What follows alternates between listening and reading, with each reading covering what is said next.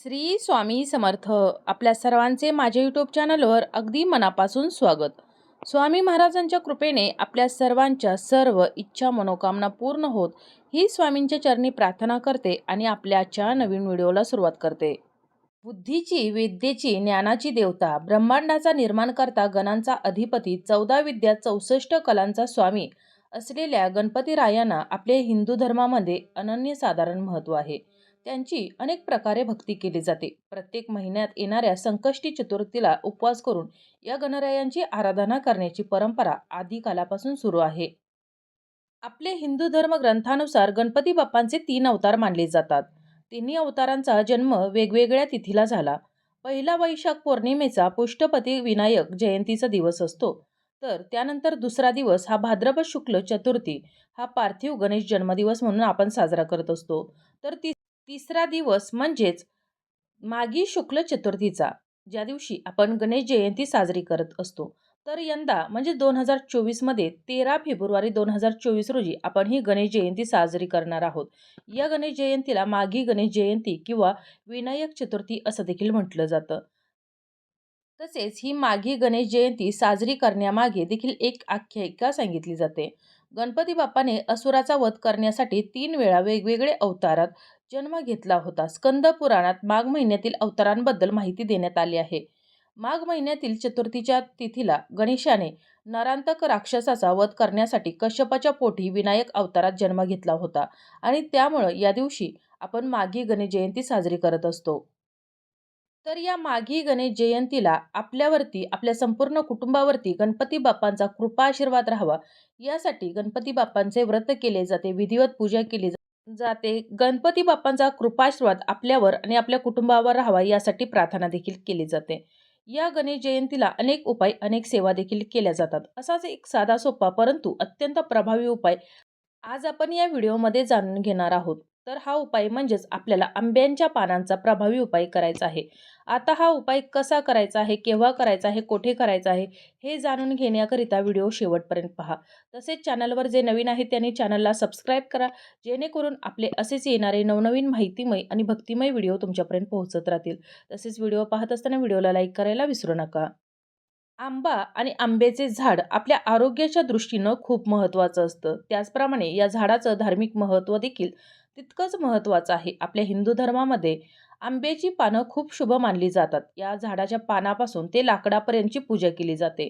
आंब्याच्या पानाचा उपयोग शुभ कार्यात होतो. आंब्याची पानं आणि लाकडाशिवाय हवनासह इतर सर्व पूजा अपूर्ण ठरते. ज्योतिषशास्त्रात आंब्यांच्या पानांचे उपाय अनेक सुचवले आहेत. या उपायाने आपल्या जीवनातील सर्व समस्या आणि त्रासापासून आपल्याला मुक्ती मिळते असं म्हटलं जातं. त्याचबरोबर आपलं भाग्य उजळण्याशिवाय वास्तुदोष दूर करण्यासाठी आंब्याच्या पानांचा उपाय प्रभावी ठरतो. आंब्याच्या पानांचा उपाय करून व्यक्ती कर्ज आणि इतर संकटापासून मुक्त होऊ शकतो. जर तुम्ही आर्थिक समस्यांसह इतर संकटांमुळे जर त्रस्त असाल तर तुम्ही हा आंब्याच्या पानाचा प्रभावी उपाय अवश्य करायचा आहे. आता आपण हा आंब्यांच्या पानाचा प्रभावी उपाय कसा करायचा आहे तर तो जाणून घेऊया.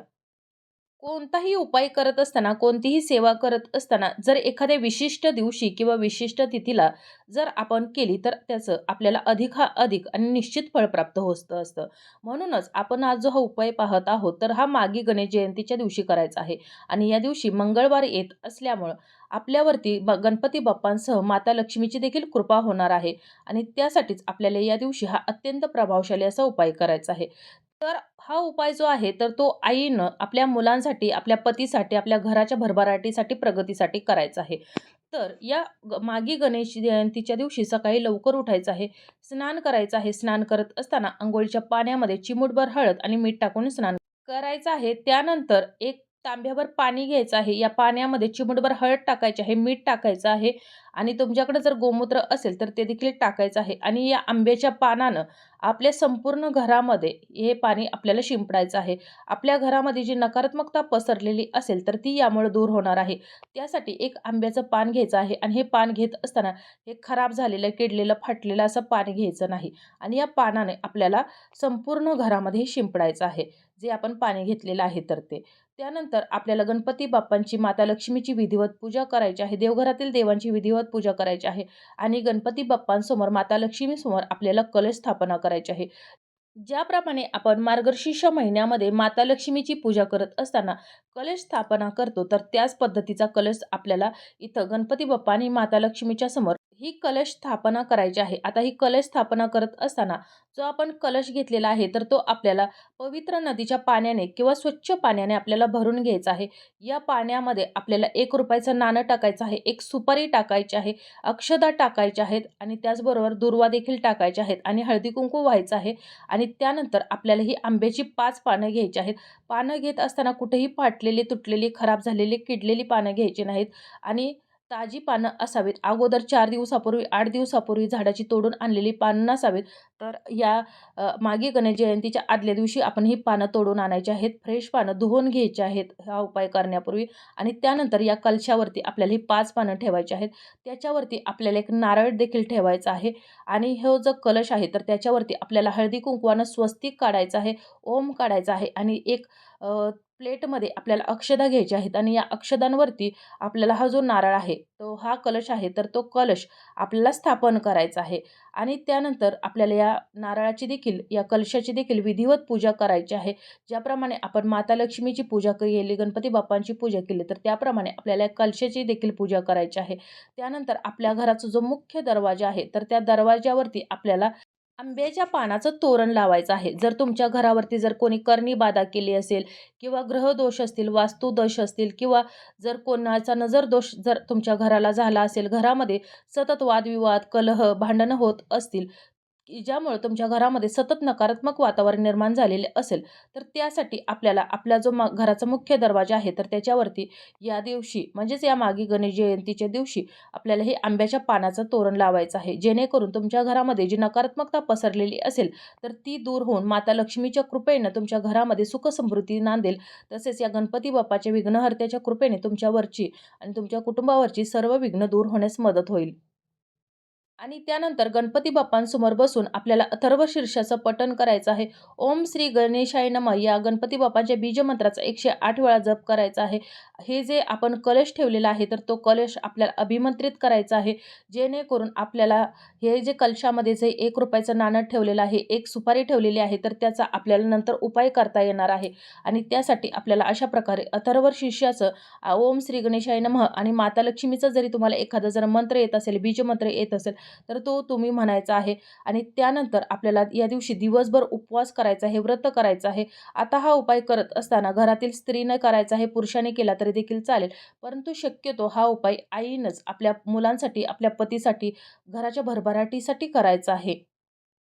तसेच जर तुम्ही बऱ्याच दिवसांपासून आर्थिक समस्यांनी जर त्रस्त असाल, तुमच्या घरामध्ये सतत काही ना काही अडचणी असतील, मग मुलांच्या बाबतीत असतील, पतीच्या बाबतीत असतील, व्यवसाय संबंधित असतील, नोकरी संबंधित असतील, तर तुम्ही या दिवशी एक आंब्याच्या पानाचा अजून एक उपाय करायचा आहे. तो म्हणजेच आपल्याला 11 पानं घ्यायची आहेत आंब्याची. ही पानं आपल्याला स्वच्छ धुवून घ्यायची आहेत. कुठेही तुटलेली, फुटलेली, खराब झालेली घ्यायची नाहीत. आणि ही 11 पानं आपल्याला कच्च्या सुतामध्ये बांधायची आहेत. त्यानंतर आपल्याला ही पानं मधामध्ये बुडवायची आहेत आणि ही पानं आपल्या जवळच असणाऱ्या महादेवांच्या मंदिरामध्ये जाऊन अशोक सुंदरी महादेवांच्या शिवलिंगावरती आपल्याला हे अर्पण करायचे आहेत. असा जर उपाय केला तर तुमच्या पैशासंबंधित, नोकरी संबंधित, व्यवसाय संबंधित ज्या समस्या आहेत तर त्या सर्व दूर होण्यास मदत होणार आहे.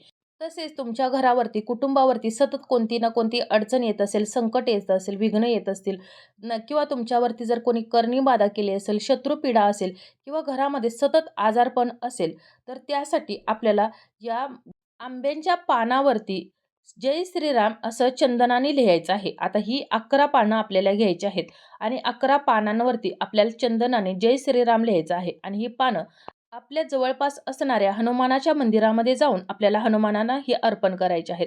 या उपायानं हनुमानांची कृपा आपल्याला लाभते आणि आपल्या जीवनातील ही जी संकट आहेत, विघ्न आहेत, शत्रुपीडा, करणी बाधा, तर हे सर्व दूर होण्यास मदत होते. तुम्हाला हा उपाय जर मंगळवारी करायचा आहे आणि मंगळवारी जर तुम्ही हा उपाय केला, तर याचा तुम्हाला जास्तीत जास्त फायदा होणार आहे. त्याचबरोबर तुम्ही कोणतंही काम करायला जा, कोणतंही कार्य हाती घ्या. मग शिक्षणासंबंधित असेल, व्यवसाय संबंधित असेल, नोकरी संबंधित असेल आणि त्या कार्यामध्ये, कामामध्ये जर तुम्हाला सतत अडथळे येत असतील, अडचणी येत असतील, ते कार्य जर पूर्णत्वास जात नसेल, तर तुम्हाला आंब्याच्या झाडाला या मागी गणेश जयंतीच्या दिवशी आंब्याच्या झाडाची विशेष पूजा करायची आहे. आपल्याला एक तांब्याभर पाणी घ्यायचं आहे. त्यामध्ये चिमूटभर हळद टाकायची आहे. थोड्याशा अक्षता टाकायच्या आहेत आणि हे जे पाणी आहे, तर हे पाणी आपल्याला आंब्याच्या झाडाला झाडाच्या मुळाशी अर्पण करायचं आहे. त्याचबरोबर आंब्याच्या झाडाला आपल्याला तुमच्या ज्या मनामध्ये काही संकट आहेत, विघ्न आहेत, जे तुमच्या कामामध्ये अडथळे येत असतील, तर ते सर्व या आंब्याच्या झाडाजवळ आपल्याला बोलून दाखवायचं आहे. हा जर तुम्ही उपाय केला, तर तुमचे जे यशाचे मार्ग आहेत, तर ते सर्व तुमच्यासाठी खुले होणार आहेत आणि तुमच्या प्रत्येक कामामध्ये येणारे सर्व अडथळे दूर होऊन तुम्हाला प्रत्येक कामामध्ये यश प्राप्ती होणार आहे. तर आपण हे जे उपाय करत आहोत, तर हे उपाय करत असताना आपल्याला श्रद्धेने आणि मनापासून करायचं आहे. कोणताही उपाय करत असताना, कोणतीही सेवा करत असताना तर ती मनापासून आणि श्रद्धेने केली, तरच त्याचे आपल्याला निश्चित फळ प्राप्त होत असते. आणि म्हणूनच आपल्याला हा जो उपाय आहे मागे गणेश जयंतीच्या दिवशी, तर हा उपाय आपल्याला अशा प्रकारे करायचा आहे. त्यानंतर आता आपल्या जवळपास असणाऱ्या माता लक्ष्मीच्या मंदिरामध्ये देखील आपल्याला जायचं आहे. कारण या मागे गणेश जयंतीच्या दिवशी वार येत आहे मंगळवार आणि मंगळवार हा माता लक्ष्मीचा वार आहे आणि या ठिकाणी जाऊन आपल्याला माता लक्ष्मीच्या मंदिराला हे आंब्याच्या पानाचं तोरण बांधायचं आहे किंवा माता लक्ष्मीला हे आंब्याच्या पानाचं तोरण आपल्याला अवश्य अर्पण करायचं आहे. तिथं देखील आपल्याला माता लक्ष्मीची विधिवत पूजा करायची आहे. आपल्या सर्व इच्छा मनोकामना पूर्ण करण्यासाठी माता लक्ष्मीला प्रार्थना करायची आहे आणि त्यानंतर आपल्याला जवळपास जर तुमच्या गणपती बाप्पांचं जर मंदिर असेल, तर तिथं जाऊन देखील आपल्याला अशाच प्रकारची सेवा करायची आहे. गणपती बाप्पांच्या मंदिराला देखील आपण जाऊन आंब्याचं तोरण बांधायचं आहे. तोरण बांधणं शक्य नसेल, तर गणपती बाप्पांना आंब्याच्या पानाचं तोरण अवश्य अर्पण करायचं आहे. तिथं देखील आपल्याला गणपती बाप्पांना प्रिय असणाऱ्या सर्व वस्तू आपल्याला अर्पण करायच्या आहेत. मग मोदक असतील, दुर्वा असतील किंवा अक्षदा असतील, तर जे काही असेल तर ते सर्व आपल्याला इथं अर्पण करायचं आहे. त्यानंतर दिवसभर व्रत करायचं आहे. माता लक्ष्मीचं, गणपती रायांचं नामस्मरण करायचं आहे, जप करायचा आहे. तिन्ही सांजेच्या वेळेला तुळशीजवळ दिवा प्रज्वलित करायचा आहे. आपल्या मुख्य प्रवेशद्वारावरती दिवा प्रज्वलित करायचा आहे. देवापाशी दिवा प्रज्वलित करायचा आहे. आपल्या सर्व इच्छा मनोकामना पूर्ण करण्यासाठी या गणपती बाप्पांना, माता लक्ष्मीला प्रार्थना करायच्या आहेत. त्यानंतर आपल्या घरामध्ये भीमसेनी कापराचा धूर करायचा आहे. जेणेकरून आपल्या घरामध्ये जी नकारात्मकता असेल, बाधा असेल, तर ती दूर होण्यास मदत होणार आहे. त्यानंतर आपण जे व्रत केलं आहे, तर त्याची चंद्राची पूजा करून आपल्याला हे व्रत सोडून द्यायचं आहे. त्यानंतर दुसरा दिवस येत आहे, तर तो बुधवार आहे. हा बुधवार हा गणपती बाप्पांना समर्पित असून आपण जो हा कलश स्थापना केलेली आहे, तर ही कलशाची आपल्याला कलशातील आपल्याला ही जी पानं आहे, तर ती पानं वाहत्या पाण्यामध्ये सोडून द्यायचे आहेत. त्याचबरोबर आपण या कलशामध्ये जी दुर्वा टाकलेली आहे, तर ती देखील आपल्याला वाहत्या पाण्यामध्ये सोडून द्यायची आहे. जर तुम्हाला वाहत्या पाण्यामध्ये सोडणं शक्य झालं नाही, तरी तुम्ही एखाद्या तुमच्या झाडाच्या कुंडीत टाकू शकता. आणि या कलशामध्ये जे ₹1 नाणं आहे आणि ते सुपारी आहे, तर तुम्ही एका लाल कपड्यामध्ये हे जे बांधायचं आहे, त्यामध्ये थोड्याशा आपल्याला अक्षदा टाकायच्या आहेत, 2 लवंगा टाकायच्या आहेत आणि आपल्याला याची एक पोटली करायची आहे. मग ही पोटली तुम्ही तुमच्या देवघरामध्ये ठेवू शकता किंवा तुमची जर तिजोरी असेल, तर त्या तिजोरीमध्ये ठेवू शकता. ज्यामुळं आपल्या घरामध्ये या माता लक्ष्मीच्या कृपेनं आणि या गणपती बाप्पांच्या कृपेनं आपल्या घरामध्ये धनधान्याची भरभराट व्हावी. त्यांच्या कृपेने आपलं घरे धनधान्याने भरावं. आपल्या मुलांची, पतीची, घराची भरभराट व्हावी, प्रगती व्हावी, यासाठी आपण हे देवघरामध्ये किंवा आपल्या तिजोरीमध्ये जर आपला एखादा गल्ला असेल नोकरीच्या ठिकाणी, व्यवसायाच्या ठिकाणी, तर त्या ठिकाणी आपण ठेवू शकता. जर तुम्ही देवघरामध्ये जर ठेवत असाल, तर तुम्हाला याची दररोज सकाळी संध्याकाळी विधिवत पूजा करायची आहे किंवा तुम्ही तिजोरीमध्ये ठेवली तर देखील आपल्याला याची दररोज सकाळी संध्याकाळी पूजा करायची आहे. मनापासून प्रार्थना जर केली, मनापासून जर सेवा केली, तर तुम्हाला प्रत्येक सेवेचे इच्छित फळ प्राप्त होत असतं आणि म्हणूनच आपण ही सेवा करत असताना अगदी मनापासून आणि श्रद्धेने करायची आहे.